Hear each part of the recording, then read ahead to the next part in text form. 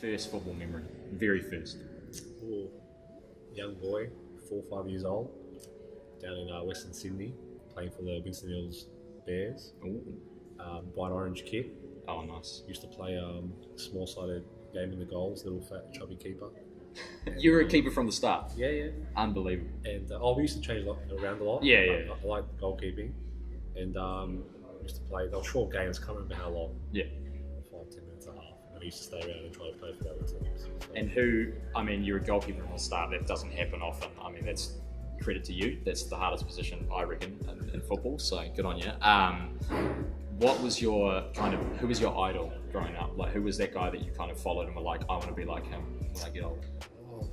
Actual goalkeeping wise, really young, no one really. I think I just loved the position. Yeah.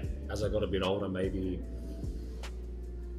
14, 15, 16, you start to watch a bit more football. Yeah, when you start to get more serious about it. Yeah, I used to love watching Dida play. He was a Brazilian goalkeeper for AC Milan. Yeah, incredible keeper. Very lanky. Yes. I used to love watching him play. When was it that you were just like, I'm going to be a professional footballer? From the start, to be honest. When you were that chubby keeper at 10 Yeah, even young at school, I asked, what do you want to do? Yeah. I want to be a goalkeeper. No, mate, if that doesn't work, what do you want to do? So I don't know, really. Yeah. But always from the start, I guess, once I hit, it's funny, I works JP, who's our assistant coach now, was a coach at NSWIS, so New South Wales Institute of Sport. So you sort of go into that. Wow. So at 14, 15, they sort of choose a squad, and then from there you go to the Australian Institute of Sport, which is Cam. Yeah. So I guess once I joined the NSWIS, which was training about 4 or 5 times a week, and that's when I sort of went into the getting closer to a professional environment. And that was at 14, 15 years old, you were training 5 times a week. Yeah. That's impressive. So got a bit of a taste of what it was like. Yeah. And I loved it. So not only do I like playing the games, I love the process of training and working hard and coming into my gym. Yeah. So, and then you went across to England for a bit as well. I heard, was it Coventry City and who was the other team you played for over there?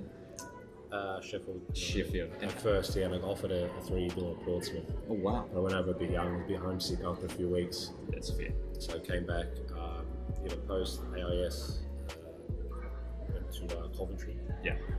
Didn't sign, was meant to sign there, but leaving as a young boy, or signing before 18, every club you've been to before the age of, I think, after the age of 12 has a right to ask for training compensation. Yeah. And since in Western Sydney I moved clubs pretty much every year, it got a bit messy. Yeah. So things didn't happen. And then went to Sheffield United for 6 months. Yep. It was a great learning experience. Trained with the first team most of the time. So it was a good eye-opener. Yeah. Big learning curve. even to live at what they call digs, so you live with local families. Yeah. Maybe the club pays to have you there. Waking up at 5, 6 in the morning, getting the 2-3 buses to training. And jeez. So just put things into perspective now when you're sort of in Melbourne and you drive to training. It's good to have experienced that, to not take things for granted here. Yeah, definitely. But, so yeah, had about a year over there. Yeah. And then coming back, I was meant to. So from after Sheffield United, the Under-20s World Cup was coming up, and I got injured in the pre-camp, so I didn't go. Oh, yeah. So I had to come back at quite a bad cork. But Ante Milicic was the assistant coach for the Under-20s. Yeah. At the time was the assistant coach for Melbourne Heart. Yeah. He was in Melbourne. So at first I was meant to come back to join Melbourne Heart. After that, but, took a little. Took a bit of a U-turn. Yeah. One Melbourne club to the other. Took the wrong exit on the Monash Freeway. And here you are. Melbourne Victory. And so that was, how old were you when you signed for Melbourne Victory? 18. Yeah. And you've been there ever since. I mean, you must love the club. Yeah, so it's been, I've evolved a lot, not only as a player, but massively as a person. I became a very shy boy, very quiet. Yeah. But yeah, it's been interesting. It's been a lot of up and downs, a lot of mistakes, a lot of highs, a lot of lows. And you have had to earn your keep. I mean, you were second fiddle for a few seasons there. I know Danny came in as well when you thought you were going to be number one, and he kind of took it as he's an experienced guy, comes in. But was there times when you thought maybe this isn't the right club for me, I should move on, or was it straight the whole way through you were believing that you could be number one again? No, at times I feel like I needed to be playing. But no, there's never a question of my ability or if I thought I should be playing, but I always believed in myself. And it's a sort of weird way I sort of came into training every day like I wasn't number one. Yeah. The way I work, the way I act, the way I help myself, the way I ate, the way I train.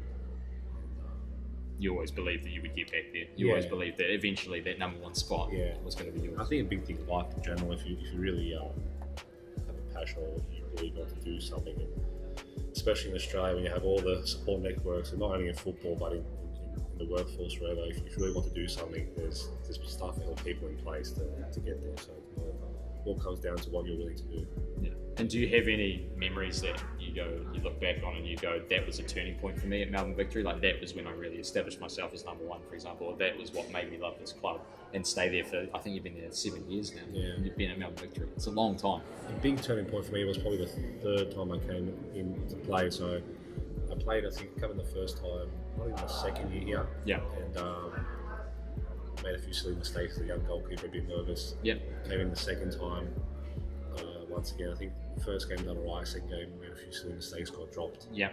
And the third time coming in was when Chloe got injured. Yeah, that's right. I'm sure I played here. He tried to play the game, it was no good. Yeah. I got subbed on against the Phoenix, and I think my mindset just changed. I was quite, previous to that, quite nervous. Used to think about the game a lot the night before, the day of the game, trying to think of every scenario. Yeah.